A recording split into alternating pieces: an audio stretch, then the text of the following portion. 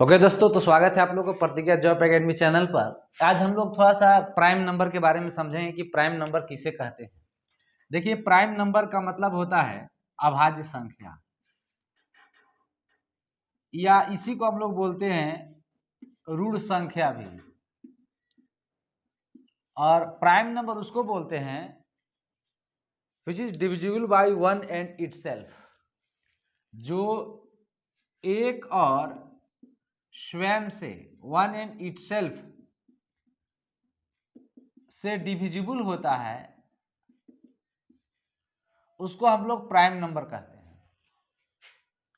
या हम लोग प्राइम नंबर को दूसरी तरह से कह सकते हैं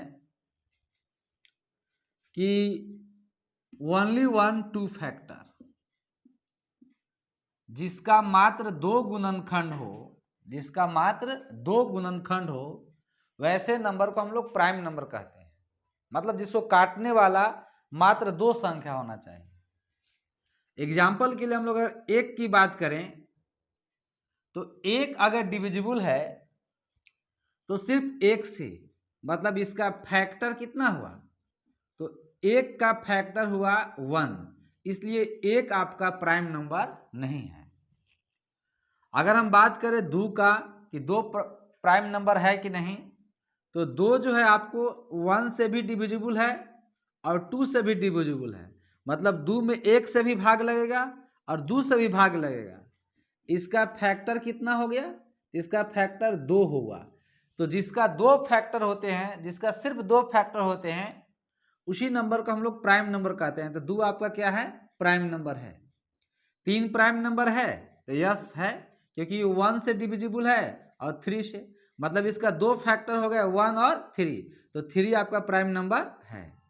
4 प्राइम नंबर है तो 4 आपको देखिए डिविजिबल है 1 से भी, 2 से भी और 4 से भी। तो इसका फैक्टर जो है, फैक्टर की संख्या हो गया 3। हमको फैक्टर की संख्या यहाँ पर कितना हो गया 3। अब फैक्टर जिसका मात्र दो होंगे, ओनली वन टू फैक्टर, उसी को हम लोग प्राइम नंबर बोलते हैं। तो 4 का आपका फैक्टर क्या हो गया, 3 गो फैक्टर हो गया, इसलिए 4 आपका प्राइम नंबर नहीं है। इसी प्रकार से आपका 5 जो है प्राइम नंबर है, 6 प्राइम नंबर नहीं है, 7 प्राइम नंबर है, 11 प्राइम नंबर है, 13 प्राइम नंबर है, 17 प्राइम नंबर है, डॉट डॉट आगे। तो इस वीडियो में हम आपको खास ये नहीं बताना चाह रहे थे कि प्राइम नंबर सिर्फ कहते किसको हैं। इस वीडियो में हम आपको ये बताना चाहते हैं कि एग्जाम में प्रश्न पूछता है कि 1 से 10 तक में प्राइम नंबर कितना होता है। 1 से 15 तक लगातार लिखा जाए तो उसमें अभाज्य संख्या कितनी होंगी, या 20 से 40 तक में अभाज्य संख्या कितनी होंगी, या 30 से 70 तक में अभाज्य संख्या कितनी होंगी, या 20 से लेकर 100 तक का हम लगातार गिनती कर दे तो उसमें प्राइम नंबर की संख्या कितनी होगी। ये जानने के लिए हम लोग इस पर आज का क्लास इस पर ज्यादा मूल फोकस करने वाले हैं। तो आपको याद रखने के लिए हमारे कैमरामैन का जीएफ का मोबाइल नंबर आप याद रखिए। जैसा कि आप लोग जानते हैं हमारे कैमरामैन मंतोष बाबू हैं, उनका जीएफ का मोबाइल नंबर है। आप लोग ट्राई नहीं करने लगेंगे ठीक है, करेंगे तो रात में करिए आप लोग। इनका जीएफ का मोबाइल नंबर है 442 232 232 और 1 याद रखना है। एक बार फिर से 442 232 232 और 1, ये 10 अंक का मोबाइल नंबर आप याद रखेंगे। ये 4 लिखा हुआ है, मतलब 1 से 10 तक कुल अभाज्य संख्या 4 होते हैं। 10 से 20 तक कुल अभाज्य संख्या 4, 20 से 30 तक कुल अभाज्य संख्या 2, 30 से 40 तक टोटल प्राइम नंबर 2 होता है।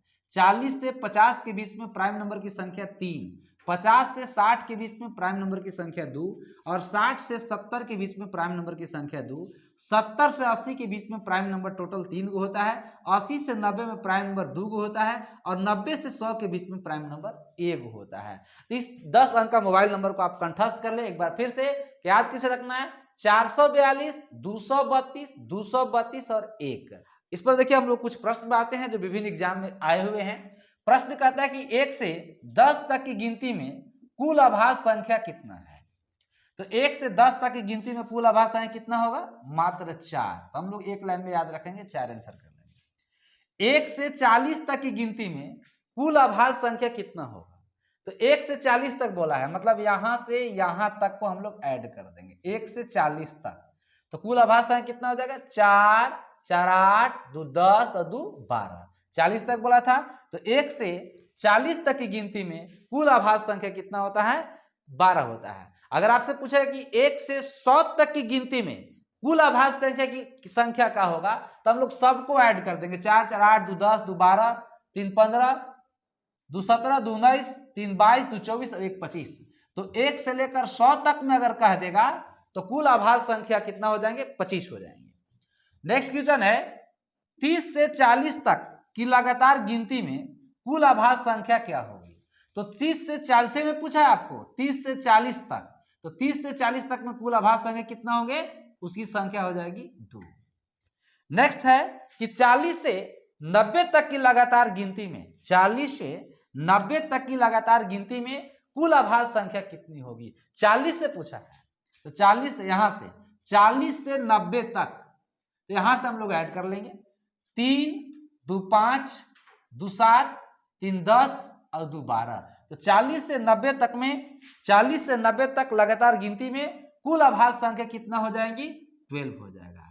तो एक आप सबों से है, आप लोग इसका जवाब कमेंट बॉक्स में जरूर देंगे कि 20 से लेकर 70 तक की लगातार गिनती में 20 से 70 तक की लगातार गिनती में कुल आभाज्य संख्या कितनी है। आप सबों से हमको जवाब का उम्मीद है, आप लोग कमेंट में जरूर जवाब देंगे कि इसका कुल आभाज्य संख्या कितनी होंगी। आज के लिए बस इतना ही, धन्यवाद।